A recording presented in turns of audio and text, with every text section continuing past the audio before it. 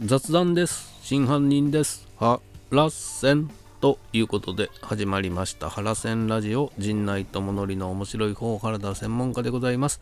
この番組は日々私が見ちゃったもの、聞いちゃったもの、食べちゃったもの、飲んじゃったもの、そして言っちゃいけないことなんかを話しております。ぜひチャンネル登録と高評価よろしくお願いしますということで、昨日は何をしてたかというよりも、もう早速いきますね。もう楽しみで、日曜日の晩がこんなに楽しみなことってありますか？それから実は初めてリアルタイムで見てた気がします。真犯見ましたですわね。早く行けっつうね。真犯人フラグの8話目ね。今までずっとほとんど TVer で見逃し配信で見てたんですけども、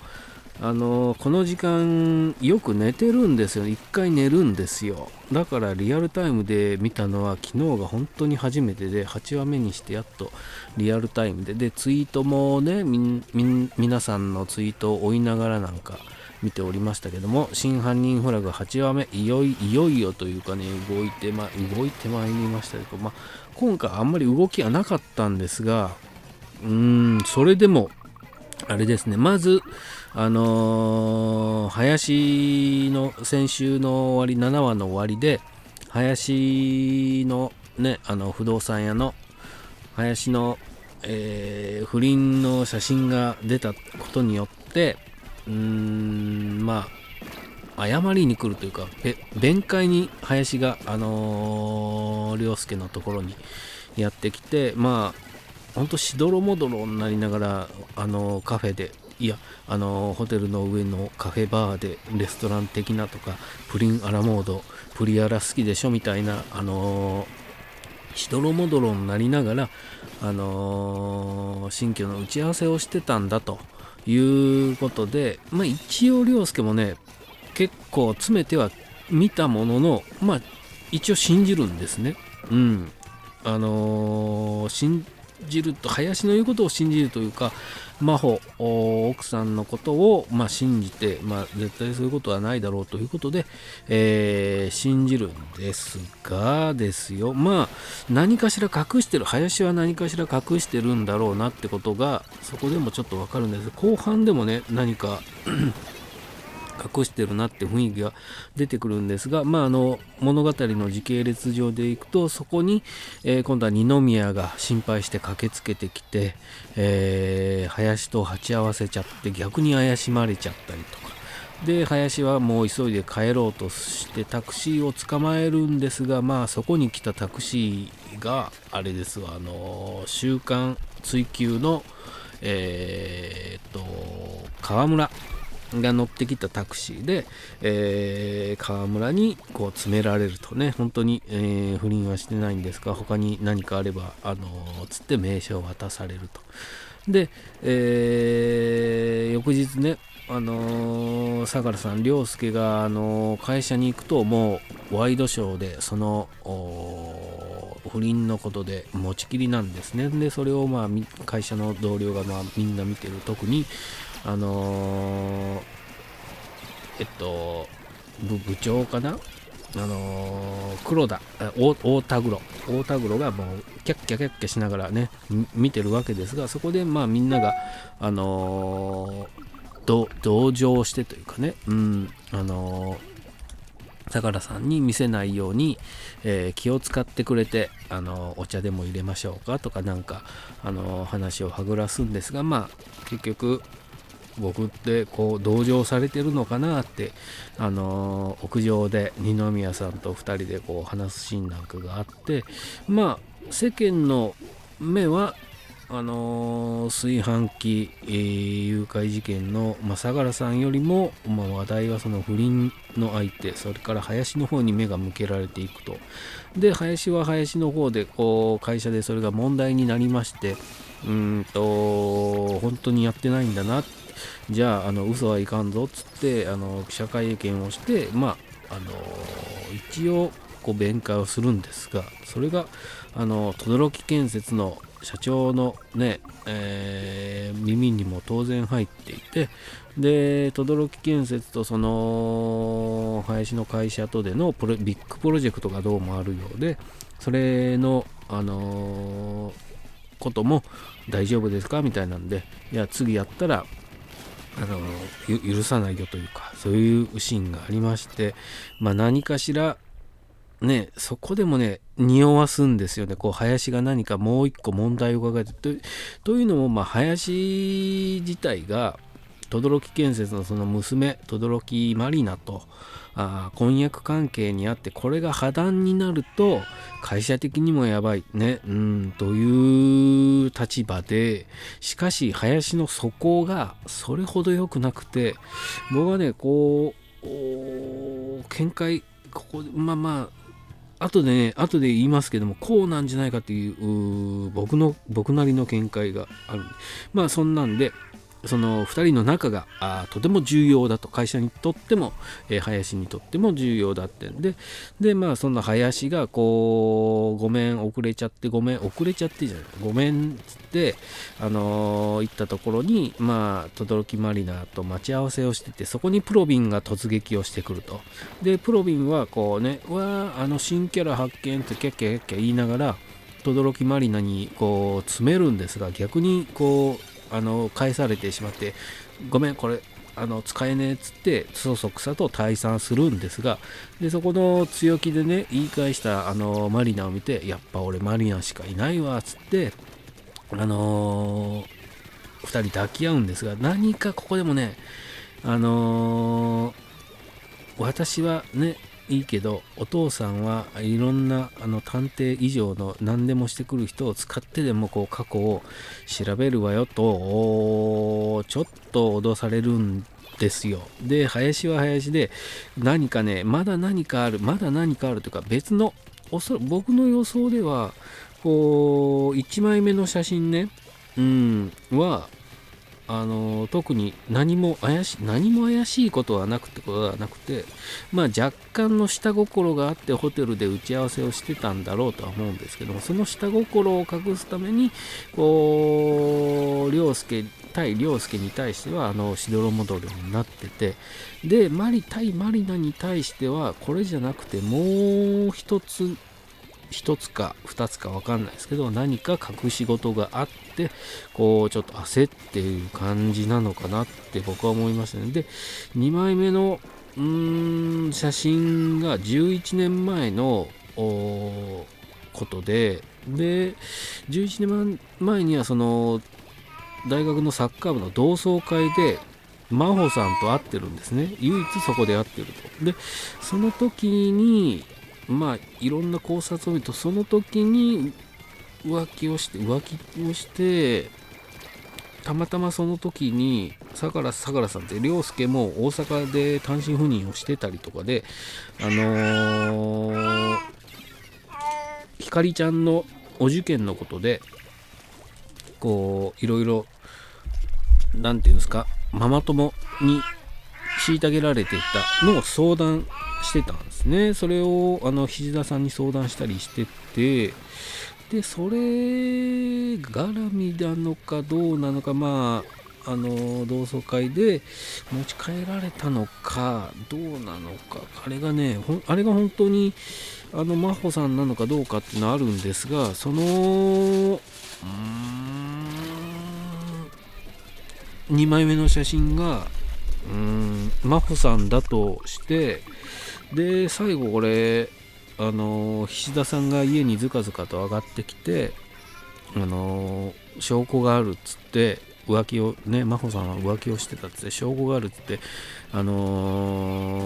の中をこうねガサガサ探して、どこだっつってね探してDNA 鑑定の封筒をこう見つけ出すんですが、これがね菱田が合鍵持ってるからね、どこだって言いながらもすでに仕込んでいて、何かしらこう凌介さんのいない時にあれを仕込んでた可能性っていうのは全然あるわけで、本当にあれが真帆のそのものなのかっていうのがちょっとね、まだこの時点ではね断定できないんですよね。でまあそれが真帆自身のものだったとして、そのお受験の頃の相談を受けてた時にそこまで話があったのかで、篤人くんが生まれるのがちょうどねその時期なんで、10年前なんで篤人くんが涼介と真帆の子供ではなくて林と真帆の子供なのかっていうねとこと、あとは取り違えなのかっていうね考察もありましたけど、僕はもしかしたらこれ林と真帆の子供で林が真帆に預けてというかね託して、しかしこう結婚する、林が轟と結婚するってなった時に過去を掘り返された時にそれがこうバレるのが怖くて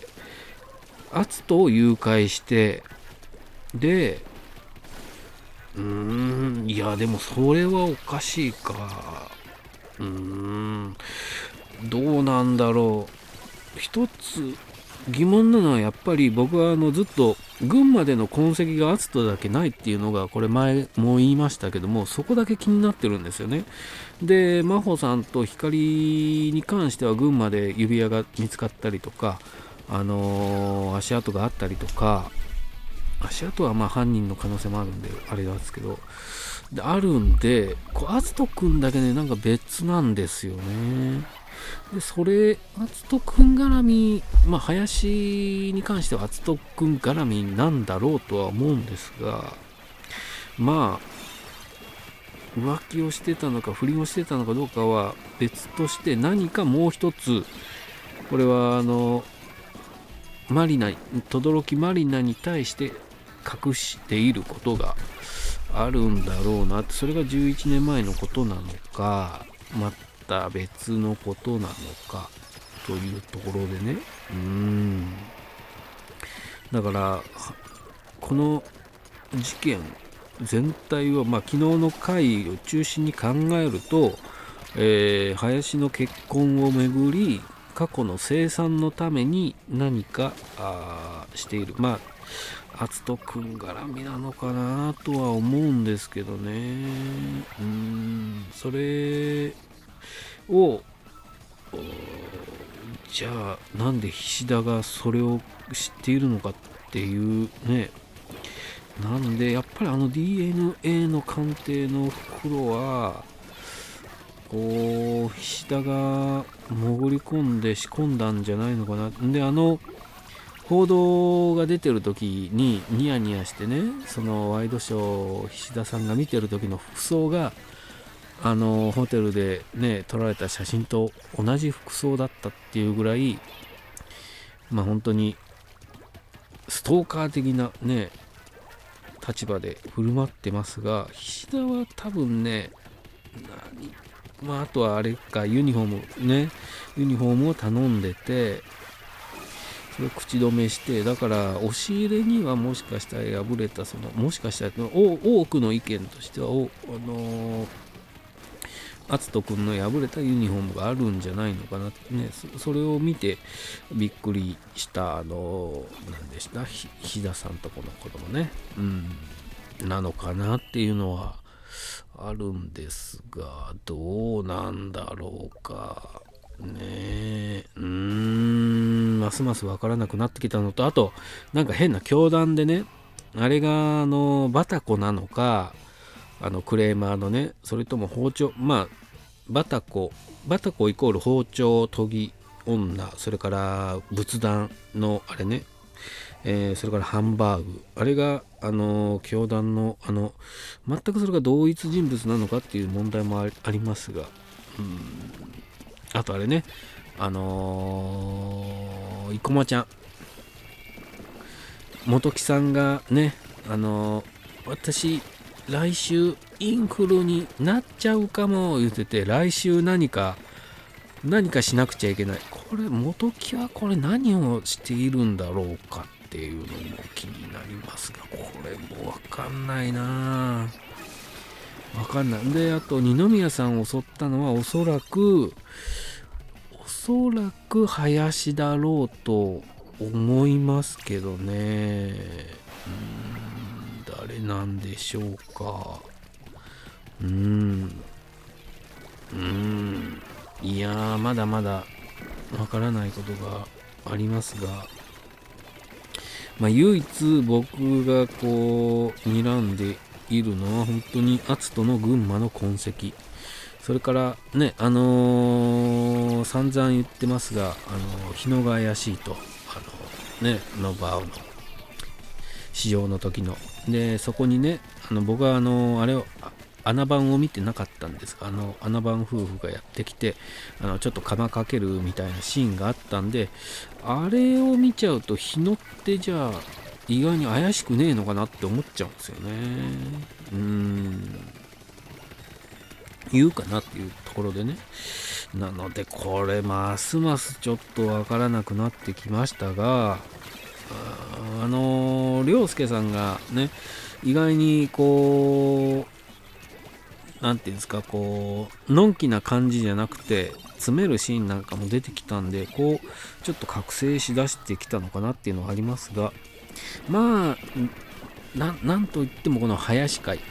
すわ。林が、もう一つ何か大きなことを隠しているなっていうのは分かりましたんで、それがきっと篤人くん絡みなんだろうなって僕は思って見ております。というのも篤人くんだけこの一家3人がってくくられてるんですけども、これ本当に別々の事件なんじゃないかなって僕は思ってて、篤人くんは篤人くんでさらわれてて、で、真帆さんとひかりちゃんはひかりちゃんで、こう、別の犯人なのかわかんないですけども、それか、その篤人くんを追って失踪して捕まっちゃってるのかっていう流れなのかなと僕は思ってるんですが、8話目にしてまだまだ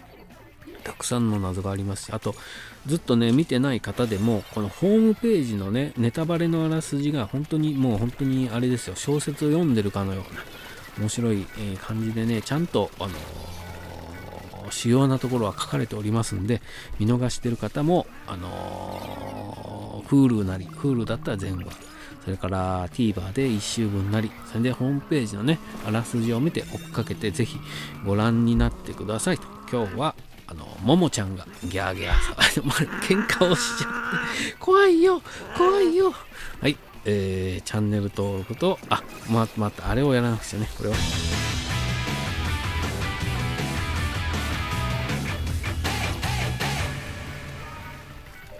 コント二宮さんね、コントが始まるの音じゃないですか、このねあれで、吉根京子さんはコントが始まるの時に僕は認識しておるんですが、いやー、コントが始まるのに出てたメンバー全員が僕は本当に好きで、特にあの子ですよね、子名前がすぐ出てこない。もうダメだわ。ね。古川琴音さんね。今、総演の、表紙を飾っておりまして、総演をね、昨日は買ってきたんですけど、普段こんな雑誌買わないから、どこに売ってんのかもう迷いましたよね。新宿の、ブックファーストで。これね、総演なかなかいいですよ。ヒャダインさんに聞くセルフプロデュースという生き方とかね、特集が良くて、あと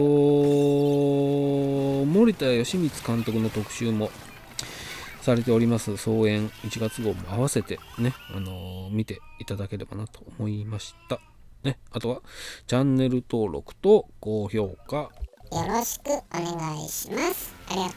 ございました。